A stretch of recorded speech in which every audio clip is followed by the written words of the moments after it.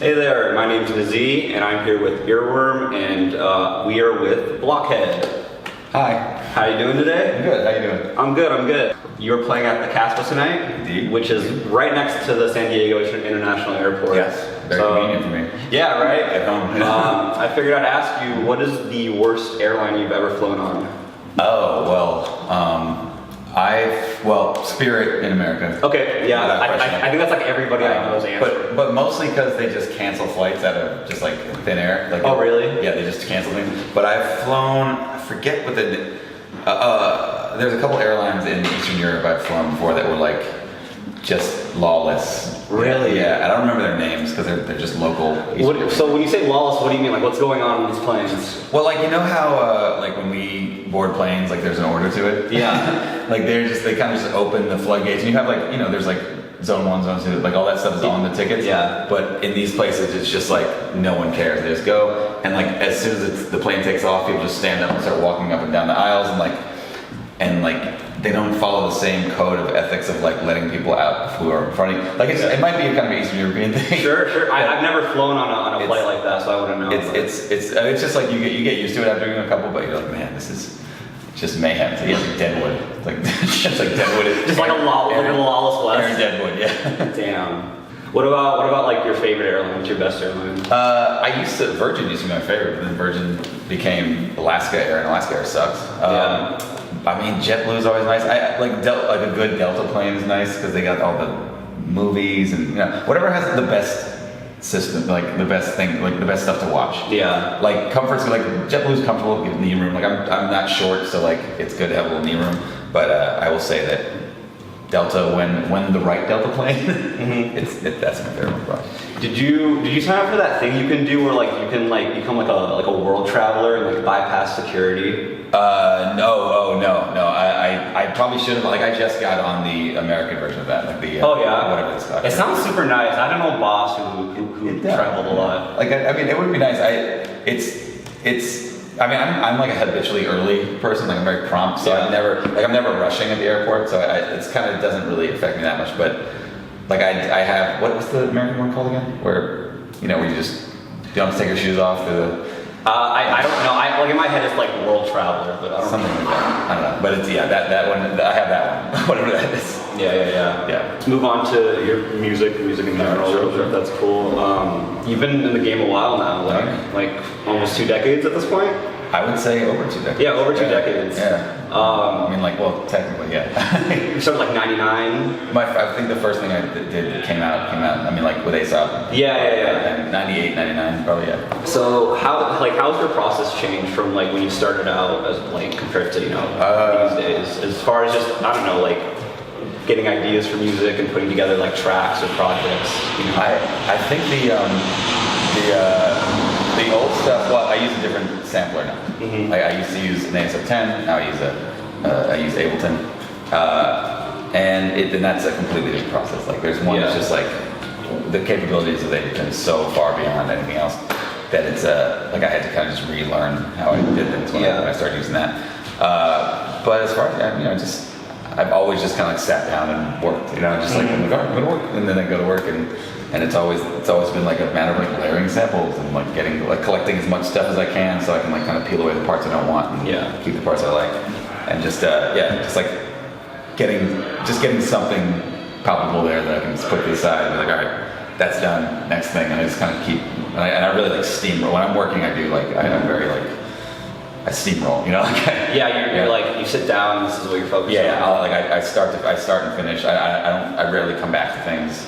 Like at first, when I'm making albums I do, but like when I'm just making beats and like, stuff that might become songs on albums later, I just power through it and get it done. Yeah. During like the creative process, are you like insular when you make things as far as like what influences what you're making, or do you like consume like other types of media that like? The influence thing is always weird to me because I'm sure I'm influenced by all sorts of stuff, but I don't feel actively influenced. I never. I mean, there's sometimes I'll like hear something in a song, like, oh, that's a cool idea. Like, I can somehow, inject that into what I do. But like for the most part, I don't really pay attention to other stuff. Okay. I don't like it. And I'm sure it happens, but like I'm sure it happens without me realizing it. But Sure, kind of subconsciously. Yeah, but as far as I know, like on the surface level, I don't think I really do. Yeah. Kind of more of like a vaguer like question, but do you have any like observations or just things that like have changed in hip hop over the last 20 years that have just really like surprised you, or like what like how do you feel about everything's changed? Yeah. I kind of like. I'm not like a very nostalgic person, mm-hmm. and I'm a person of the golden age. I'm a golden era hip hop guy. Totally. But I don't want to go back to that. Mm-hmm. Like I like that, and I make music that is like referential to that, and it's born of that. But like I don't want to hear new hip hop that sounds like it was made in '88. I don't want to hear. I totally agree. I like pushing forward. And there's that dichotomy of that, and then also me being like, yeah, but like there should be some level of skill set that's involved in rapping, and so like I kind of had to relearn how I listen to new rap in the sense of like when I Future's a good example. Future's a guy that when I just immediately was like, fuck that guy. But then a friend of mine was like, no, you gotta actually listen to him, and he gave me he made a compilation of it. He's like, just check this out. And he's like, and don't listen to it like it's a rap album. Totally. Like listen to it as something else, and that's a different way to kind of approach it. And it kind of opened my eyes to be like, oh, that's okay, and I can appreciate it as something else. But I'm way harder on like a middling underground rapper than I would be a famous mumble rapper, because there's something being mediocre at something is almost worse than being bad at it. No, totally. Because you're just forgettable at that point. Yeah, it's like what are you doing? Why do you exist? Yeah. Whereas like being bad, it's almost like, oh, this is like weird, like an art project that went wrong or something. Yeah, I mean, it's like there's something. It's intriguing at least. There's something to be said about ambitious failure. Yes. Yeah. I mean, it's fun. It's irony. There's an irony to it. Yeah. But not that I don't look at Lil Yachty as like a ambitious failure. Yeah. I think he kind of sucks, but it's also not for me. That's another thing. As I get older, I'm like this isn't for me. Same way people when I was 18 and I don't know, some weirdo rap came out then. Yeah. And the generation before me was like, what is this shit? The generation of rap fans before me, the people who grew up in Run DMC and shit like that. I'm sure they were like, whoa, who are the cellar dwellers? And or whatever. So it's all cyclical and I kind of pick my spots, and there every now and then there's a new rapper who's big that blows up that I love. I love the baby. That was actually my next question. Who's a new? I love him. Everything about him. I'm also his personality, his whole just way of going about things. But he's also when guys like that come out who are like, oh, you can actually rap. You are and you have a style that's totally different than anyone else, but it's not kind of convoluted and everything, and that shit is awesome to me. And he came out and was he just was this standout rapper. The way he flows is he's like a shit talker, but he's smiling at you. Oh yeah. But he's like a machine gun. He's just he just comes out. He just attacks right away, and I like that. And he's kind of funny. He's really funny. Yeah, he's a really nice guy. That's why, and he's also shot two people self-defense. What's that? He shot two people in self-defense. Oh, I heard about that. And got off on both, which is amazing. Yeah. Which is it's pretty rare, I'd say, to get off shooting two people. I believe that he wasn't doing. One was a home invasion, and the other was some guy 71. He was in a mall or something with his kids. So that makes me like him a little too. I'm like, yeah, that's awesome. He actually. He's a man of honor. Oh yeah. Somebody you certainly wouldn't want to mess with. No. Even though he's probably this tall. He's the size of the baby.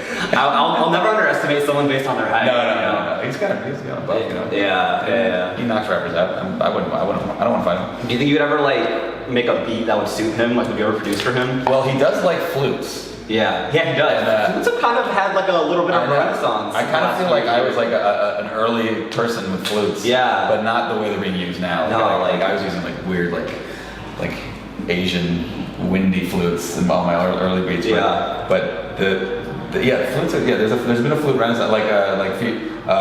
Future was on. Future had a few flute beats. Drake was on some flute beats. Definitely flutes. They're all right. They're just bad when it's just that. Oh yeah. And there's barely a beat. Yeah. Or no, it's just flute jazz. Yeah, you never need to do that. Moving on a little bit, I wanted to ask you about how you go about making beats for yourself as opposed to like other artists. Like, is there like a distinction when you do it, or do you just make beats like one way and they're either for you or they're for other artists? I just make beats, and then every now and then I'll make a beat that I'm like, this is for me.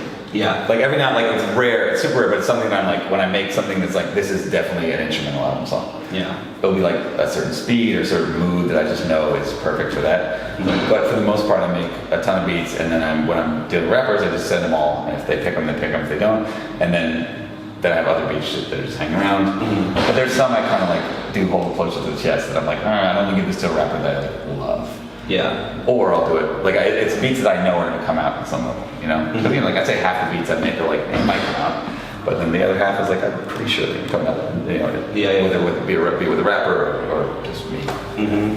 And so like even when you're making them, you never have like anyone specifically in mind, like, oh, this beat is gonna be for Aesop, or this is gonna be for like really Wood. Sometimes like I'll get the feeling of that, and I'll send the beat to that rapper, but you know, you never know, because rappers are very unpredictable with their taste, you know? Yeah. Like you think you have an idea and you're like, oh. I mean, like a perfect example is like Daylight. I would have never in a million years thought A$AP would want Daylight, the Daylight beat. Yeah. Like when I made it, I remember being like, this is corny.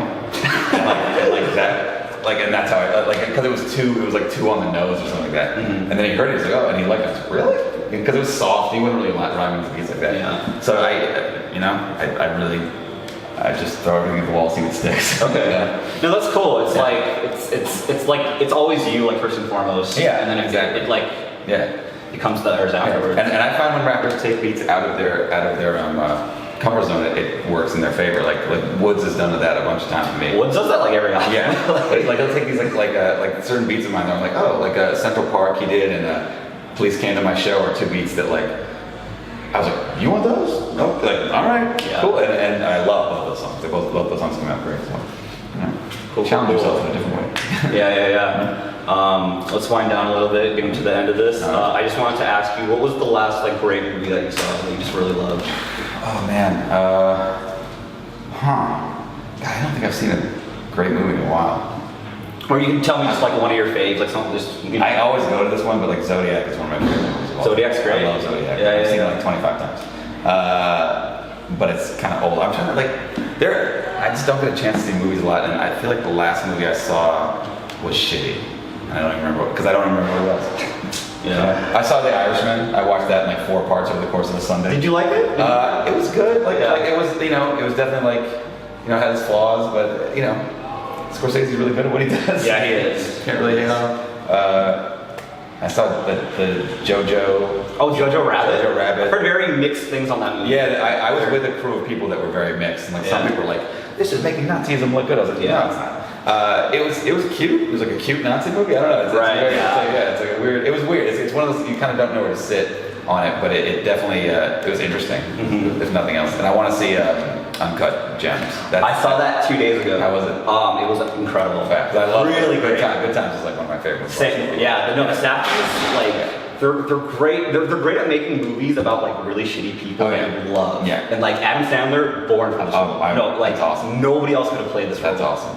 Is Necro in it? No, he's not. That's a loss. I was hoping they'd be in every movie. No.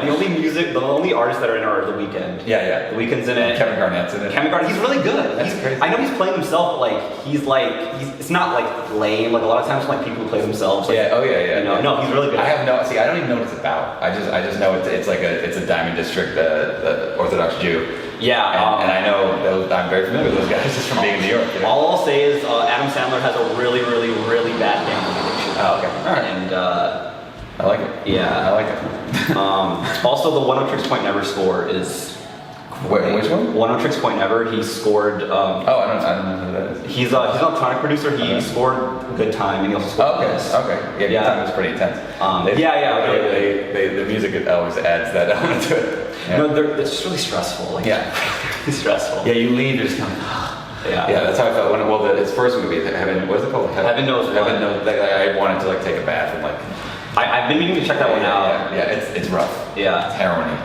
That's what my friend told me. Apparently they just went onto the streets in New York and they very much shot it like documentary style. And I think the actor was on here earlier, but that was actually a person who was like, she lived that life.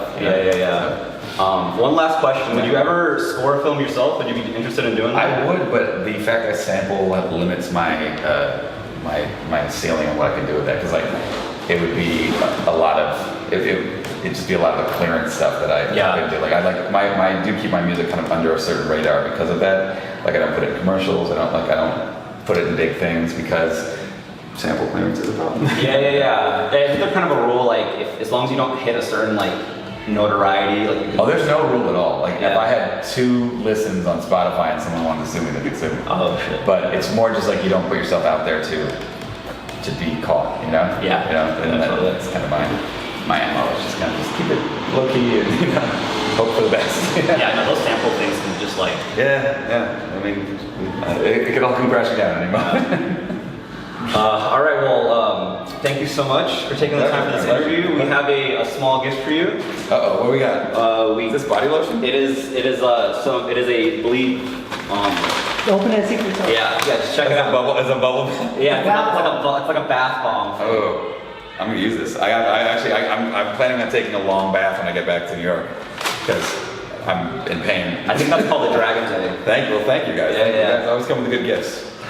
You know how to get to a man's heart. Well, Blockhead, thank you so much. Thank you. Appreciate the time. My pleasure. Bye.